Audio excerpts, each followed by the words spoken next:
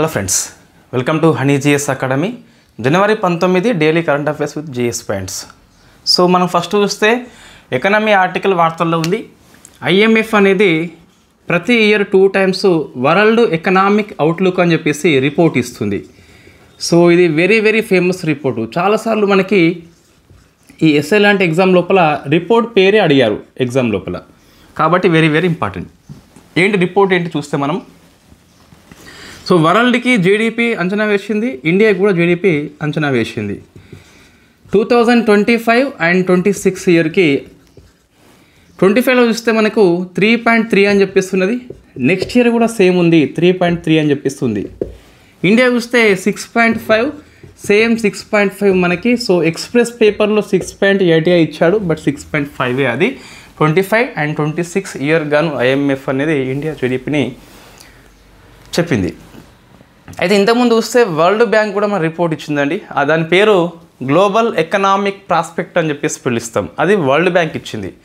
దాని ప్రకారం చూస్తే ఈ 25 ఇయర్లో వరల్డ్దేమో 2.7 ఉన్నది, సేమ్ ఇక్కడ కూడా సేమ్ ఉన్నదండి, మారలేదు. ఇండియా చూస్తే 6.7.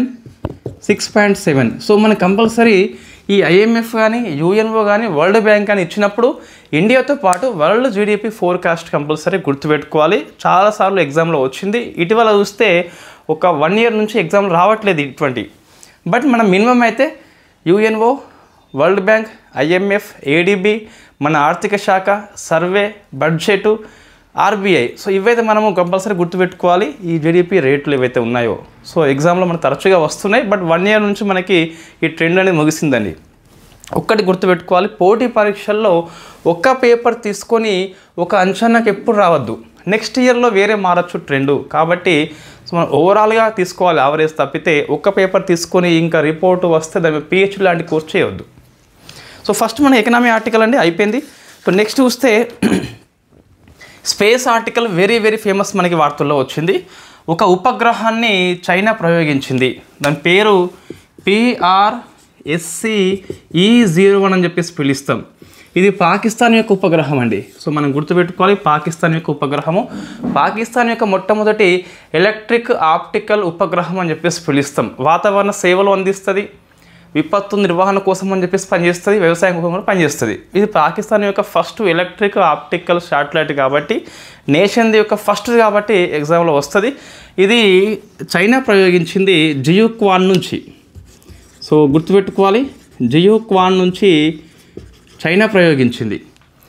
రాకెట్ పేరు అవసరం ఉంటుంది, లాంగ్ మార్చ్ 2D అని చెప్పేసి పిలుస్తాం. లాంగ్ మార్చ్ 2D అని చెప్పేసి పిలుస్తాం. సో పాకిస్తాన్ది ఫస్ట్ ఉపగ్రహము ఎలక్ట్రికల్ ఆప్టికల్ శాటిలైటు చైనా ప్రయోగించింది. సేమ్ ఇదే కాంబినేషన్లో ఇంతకుముందు మనకి లాస్ట్ ఇయర్ మే మాసంలో చూస్తే లాంగ్ మార్చ్ 5 ద్వారా ఐక్యూబ్ క్యూ అని చెప్పేసి చైనా ప్రయోగించిన పాకిస్తాన్ యొక్క మొట్టమొదటి మూన్ మిషన్ అండి. సో మనకి లాంగ్ మార్చ్ 5 ద్వారా చైనా పాకిస్తాన్ యొక్క ఫస్ట్ మూన్ మిషన్ అయినటువంటి ఈ ఐక్యూబ్ క్యూని పంపింది. సో మనం దాన్ని కంపల్సరీ గుర్తుపెట్టుకున్నాం. ఇంతకుముందు మనకి ఎగ్జామ్లో కూడా వచ్చింది ఒకసారి. ఏంటి ఈ చైనా యొక్క లాంగ్ మార్చ్ 5 అని చెప్పేసి చూస్తే దీని ద్వారా చాంగే 6 అని చెప్పేసి మనం పంపుకున్నాం కదా. ఆ చాంగే 6 ఏంటి అంటే ప్రపంచంలోనే చంద్రుని అవతల వైపు ఒక షాంపుల్ తీసుకొచ్చిన ఫస్ట్ మిషన్ పేరే చాంగే 6 అని చెప్పేసి లాంగ్ మార్చ్ 5 ద్వారా చైనా పంపింది. అదే చాంగే 6తో పాటు పాకిస్తాన్ యొక్క ఫస్ట్ మూన్ మిషన్ అయినటువంటి ఐక్యూబ్ క్యూ కూడా పంపింది. ఇది మన స్పేస్ కరెంట్ అఫైర్స్ అండి. Next defence current affairs. So defence current affairs magazine offer ఈరోజు ముగుస్తుందండి. 149కే వస్తుంది.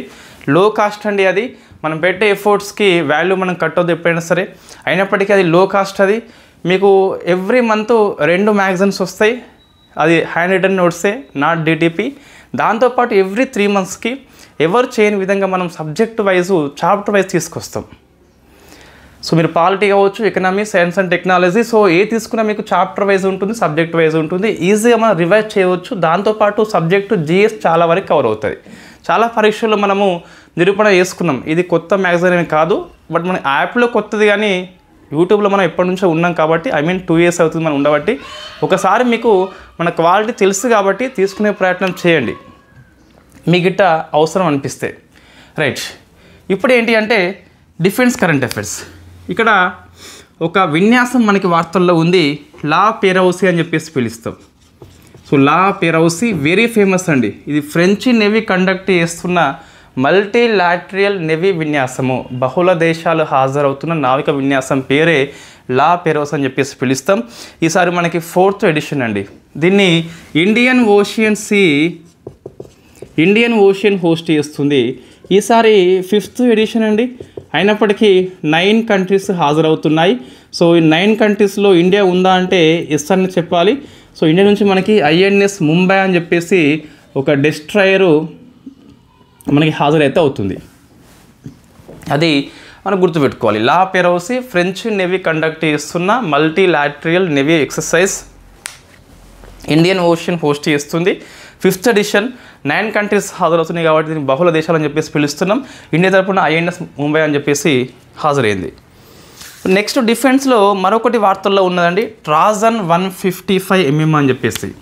సో ట్రాజన్ ఇది ఏంటి అంటే ఒక గన్ సిస్టమ్ అని చెప్పేసి పిలుస్తాం. ఈ గన్ సిస్టమ్ని ఇండియా ఉన్ను ఫ్రాన్స్ రెండు కలిపి డెవలప్మెంట్ చేసినాయి.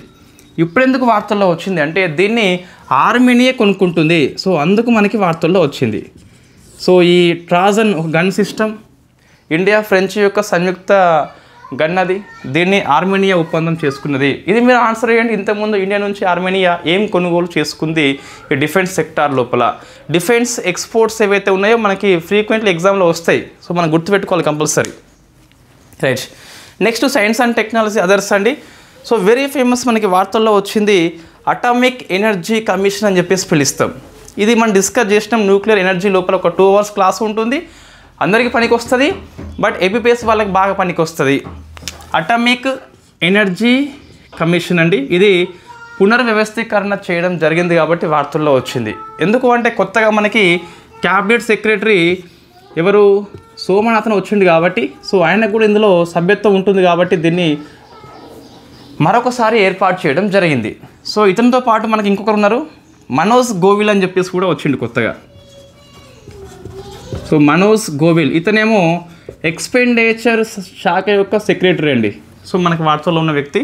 బట్ ఈ వ్యక్తుల పేర్ల కంటే AEC అంటే ఏంటి, ఎలా పనిచేస్తుంది, నేను అలా మీకు లింక్లో ఇస్తాను. మీరు డైరెక్ట్ యూట్యూబ్లో సెర్చ్ చేసినా వస్తుంది. సో నేను దాని మీద 2 hours క్లాస్ చేసిన ఒకసారి మీరు చూసుకుంటే అర్థమవుతుంది వాట్ ఈస్ ద AEC. ఇక్కడ పెద్దగా అవసరం లేదు మళ్ళీ. రైట్, నెక్స్ట్ రిలయన్స్ జియో అని చెప్పేసి వీళ్ళ పేర్లు అంతగా అవసరం లేదండి, బట్ ఇది మనకి వార్తల్లో అయితే ఉంది. సో రిలయన్స్ జియో ఎందుకు వార్తల్లో వచ్చింది అంటే సియాచిన్ గ్లేసియర్లో. సో సియాచిన్ గ్లేసియర్ ఏంటి అంటే ప్రపంచంలోని అతి ఎత్తైన యుద్ధ క్షేత్రము. సో ఇది వార్తల్లో వచ్చింది కదా. ఎందుకు అంటే ఇక్కడ Reliance Jio very first time 4G 5G సేవలు అందిస్తుంది. సో వెరీ ఫస్ట్ టైం కాబట్టి గుర్తుపెట్టుకోవాలి. ఈ టెలికామ్ ఆపరేటర్ పేరు అడగవచ్చు మనకి, జియో అని చెప్పేసి తెలుసు మనకి ఆల్రెడీ. నెక్స్ట్ ఇంకోటి వార్తల్లో వచ్చి మనం డిస్కస్ చేసినామండి, సంచార్ సాతి అని చెప్పేసి. ఇది రిపీటెడ్ ఆర్టికల్. మనకు ఈ మొబైల్ కానీ ఈ కాల్స్ కానీ ఈ SMS కానీ మోసపూరితమైనవి వచ్చినప్పుడు మనం పరిష్కారం కోసం అని చెప్పేసి ఇది పనిచేస్తుంది. సో ఇంకో ఆర్టికల్ మనం డిస్కస్ చేసిందే మళ్ళీ పేపర్లో వచ్చింది. అయితే మనం ఒప్పందం ప్రతిపాదనలు ఉన్నప్పుడు డిస్కస్ చేసినాం, ఇప్పుడు క్లియర్ అయిపోయింది. ఈ అమెరికా అనేది భారతదేశం యొక్క 3 అణు సంస్థల మీద నిషేధం ఎత్తివేసింది, నియంత్రణ ఎత్తివేసింది. సో ఏంటి అవి అంటే ఒకటేమో బాబా అటామిక్ రీసెర్చ్ సెంటర్ అని చెప్పేసి పిలుస్తాం, ఇంకోటి ఇందిరాగాంధీ సెంటర్ అని చెప్పేసి పిలుస్తాం, ఇంకొకటేమో ఇండియన్ రేర్ ఎర్త్ అని చెప్పేసి పిలుస్తాం. సో ఈ ప్రశ్న మనం ఎక్స్పెక్ట్ చేస్తున్నామండి, ఇండియన్ రేర్ ఎర్త్ అని చెప్పేసి. మనం 3 సంస్థల మీద నియంత్రణని అమెరికా ఎత్తిపడేసింది. అమెరికా ఇండియా మధ్య 1, 2, 3 ఒప్పందం అని చెప్పేసి ఉంది కదా, అందులో భాగంగానే నియంత్రణ ఎత్తిపడేసింది కాబట్టి ఇది వార్తల్లో ఉంది. నెక్స్ట్ అండి పర్యావరణం వెరీ ఫేమస్. ఏంటిదంటే ఈ 2025 ఇయర్ని UNO అనేది so international year of the glacier, so glacier preservation అని చెప్పేసి ప్రకటించింది. 25 ఇయర్ని ఇంతకుముందు UNO ఏమని చెప్పింది ఒకసారి మీరు ఆన్సర్ చేయండి. మనం డిస్కస్ చేసినాం ఆల్రెడీ. సో ఈసారి గ్లేసియర్ అని చెప్పి చెప్పింది కాబట్టి గుర్తుపెట్టుకోవాలి. చాలా ఒకటే ఇయర్ని నెంబర్ ఆఫ్ రకాలుగా జరుపుకుంటుంది. అందులో ఒకటి ఇది వెరీ ఫేమస్. సో మనకి ఇటీవల వార్తల్లో వచ్చింది ఏంటంటే ఈ 25 ఇయర్లోనే మార్చి 21ని సో వరల్డ్ డే ఆఫ్ గ్లేసియర్గా ఫస్ట్ టైం జరుపుకుంటామంట మనం. సో వరల్డ్ డే ఆఫ్ గ్లేసియర్గా జరుపుకుంటాం. ఇది వెరీ ఫేమస్. ఎందుకంటే ప్రపంచంలో ఫస్ట్ది మీ సిలబస్లో ఉంది కాబట్టి గుర్తుపెట్టుకోవాలి కంపల్సరీ. సో గ్లేసియర్ మీన్స్ ఒక హిమాలయ నదం అని చెప్పేసి పిలుస్తాం, ఒక మంచు క్షేత్రం అని చెప్పేసి పిలుస్తాం. ఇటీవల మనకి వార్తల్లో ఉన్న కంట్రీ ఏంటి అంటే వెనిజులా అండి. ఎందుకు వార్తల్లో వచ్చింది అంటే ఇది చివరి గ్లేసియర్ని కోల్పోయింది. ఆ కంట్రీ మొత్తం గ్లేసియర్లో జీరో అయిపోయింది ఇంకా. సో చివరి గ్లేసియర్ పేరు అడుగుతున్నాడు, హాంబోల్ట్ అని చెప్పేసి పిలుస్తాం. ఇటీవల ఏ కంట్రీ తన చివరి గ్లేసియర్ని కోల్పోయింది అట్లా అడగవచ్చు. సో దాని పేరేంటి మనకి హంబోల్ట్ అని చెప్పేసి పిలుస్తాం. కంట్రీ పేరేంటి అంటే మనకి వెనిజులా అని చెప్పేసి పిలుస్తాం. సో కాబట్టి దాన్ని గుర్తుపెట్టుకోవాలి. నెక్స్ట్ అండి జాగ్రఫీ కిందకి ఒక ప్రాజెక్టు వార్తల్లో ఉంది. సో ఆ ప్రాజెక్ట్ మనం డిస్కస్ చేసినాం, బట్ ఇప్పుడు కొత్త సంస్థ అందులో వచ్చింది కాబట్టి మళ్ళీ వార్తల్లో వచ్చింది. ఏంటి డిస్కస్ చేసినామంటే మనం చాలా కరెంట్ అఫైర్స్ ఎక్కువ నుంచి ఉంటున్నాం కాబట్టి సో మనం చాలా కవర్ చేస్తున్నాం కాబట్టి చాలా ఆర్టికల్స్ రిపీట్ అవుతూ ఉంటాయి మనకు. అందులో ఒకటి అప్పర్ కర్నాలి అని చెప్పేస్తున్నది. సో అప్పర్ కర్నాలి ఇది మీరు ఇంటర్నేషనల్ అఫైర్స్ అనే మన లాంగ్ క్లాస్ ఉంది ఒకటి, అందులో చూస్తే మీకు నేపాల్ దగ్గర కనిపిస్తుంది. ఇది నేపాల్లో ఉన్న హైడ్రో పవర్ ప్రాజెక్ట్ అండి. Hydro power project Karnal river మీద మనం నిర్మిస్తున్నాం. 900 మెగావాట్స్ ఉంటుంది. బంగ్లాదేశ్, నేపాల్, ఇండియా ఒక 25 ఇయర్స్ పాటు దీన్ని వాడుకుంటాయి ఉనికిలోకి వచ్చినాక. మరి ఇప్పుడు ఎందుకు వార్తల్లో వచ్చిందంటే ఈ నిర్మాణం లోపల మన ఇండియా నుంచి IRED అని చెప్పేసి Indian renewable energy development authority join అయింది. ఆల్రెడీ ఇంతకుముందు ఈ ప్రాజెక్ట్ని SVJN లిమిటెడ్ వాళ్ళు ఉన్ను, GMR వాళ్ళు ఉన్ను, నేపాల్ ఎలక్ట్రిక్ అథారిటీ అని చెప్పేసి 3 నిర్మిస్తున్నాయి. ఈ జాయింట్ వెంచర్లోకి IRDA కూడా జాయిన్ అయిపోయింది కాబట్టి మనకి వార్తల్లో వచ్చింది. ఇది గుర్తుపెట్టుకోవాలి. ఇవి 3 గుర్తుపెట్టుకోవాలి. ఏ కంట్రీ అని చెప్పేసి ఏ కంట్రీస్ కోసం అని చెప్పేసి గుర్తుపెట్టుకోవాలి.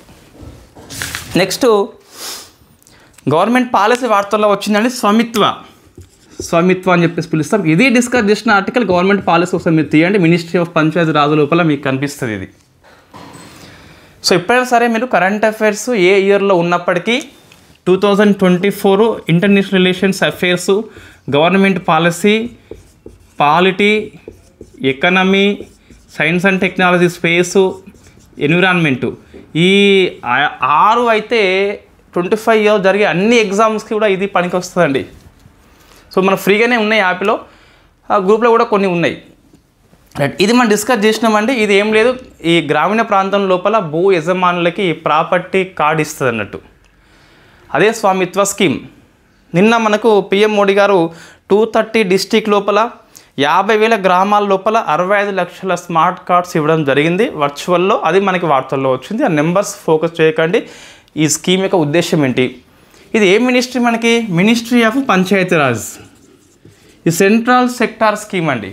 దీనికి రాష్ట్రం నుంచి మనకు డిపార్ట్మెంట్ ఆఫ్ రెవెన్యూ వాళ్ళు, దాంతోపాటు సర్వే ఆఫ్ ఇండియా, ఇవి 2 కూడా సహాయం చేస్తున్నాయి మినిస్ట్రీ ఆఫ్ పంచాయతీరాజ్కి. సో స్వామిత్వ ఏంటంటే మనకి ప్రాపర్టీ కార్డు ఇస్తుంది, యజమాన్యం కార్డు అని చెప్పేసి ఇస్తుంది. ఈ భూ తగాదాలు లేకుండా ఈ స్కీమ్ అయితే పనిచేస్తుంది. నెక్స్ట్ ఒక రిపోర్ట్ మనకి వార్తల్లో ఉంది, ఫిన్టెక్ ఫండింగ్ అని చెప్పేసి. First rank goes to America, second Britain, third వచ్చేసి మన ఇండియా. సో ఫిన్టెక్ నివేదిక లోపల ఇండియా వచ్చేసి 3rd ప్లేస్లో ఉంది.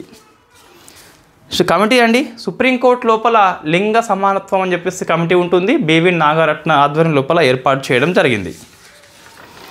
నెక్స్ట్ అపాయింట్మెంట్ చూస్తే మనకు సుజయ్ పాల్ తెలంగాణ హైకోర్టు యొక్క తాత్కాలిక CJగా వచ్చిండు. ఈయన అలోక్ అరాధా అని చెప్పేసి బాంబే హైకోర్టుకి పోయిండు కాబట్టి సుజయ్ పాల్ తాత్కాలిక CJగా పనిచేస్తున్నాడు. నెక్స్ట్ జస్టిస్ అరుణ్ మిశ్రా అని చెప్పేసి వార్తల్లో ఉన్నాడు. ఈ మనకి కొంచెం అవసరం, ఇది గుర్తుపెట్టుకోవాలి. అరుణ్ మిశ్రా అని చెప్పేసి ఏంటిదంటే BCCI యొక్క అంబుడ్స్మెన్గా నియామకం వచ్చాడు. సుప్రీంకోర్టు యొక్క న్యాయమూర్తి ఇంతకుముందు పనిచేసిండు. Arun Mishra very famous personality.